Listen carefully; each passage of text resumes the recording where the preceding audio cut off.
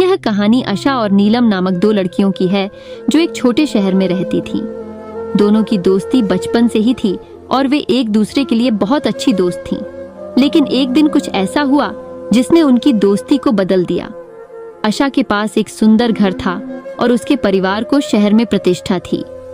वह अपनी स्कूल में बहुत प्रसिद्ध थी। वह अक्सर अपनी दोस्त नीलम के साथ घूमने जाती थी। नीलम का परिवार आशा के परिवार से कम धनी था। वह अक्सर अपनी दोस्त के साथ बिना इच्छा के ही उसके साथ रहती थी। उसका एक भयंकर स्वभाव था और वह अक्सर अपने जिम्मेदारियों से भागती थी। एक दिन जब दोनों घर से बाहर थीं, नीलम ने अपनी दोस्त को एक अपराध में शामिल होने के लिए प्रेरित किया।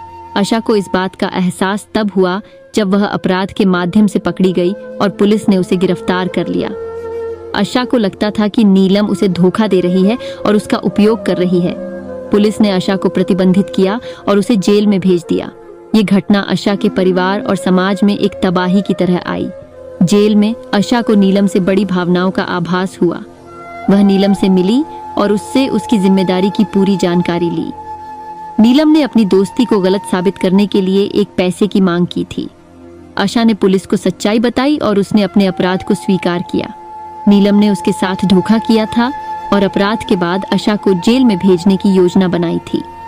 पुलिस ने नीलम को गिरफ्तार किया और अपराध का सच सामने आया। आशा को रिहा किया गया और उसे मुक्ति प्राप्त हुई। इस कहानी से हमें यह सीख मिलती है कि दोस्ती में विश्वास रखना जरूरी है, लेकिन हमें सावधान भी रहना चाहिए। धोखा और जालसाजी से बचना हमारी पहचान की रक्षा करता है। इस प्रकार आशा की कठिन परीक्षा और नीलम की धोखाधड़ी ने इस कहानी को एक सच्चे सबक से सजीव किया। यह भी दिखाता है कि कभी-कभी हमें अपने साथी को सही दिशा में नहीं देखने के कारण हमें गलत रास्ते पर चलना पड़ता है। लेकिन सच्चे मित्रता और साहस के साथ हम अपने अपराधों को पहचान सकते हैं और सुधार सकते हैं।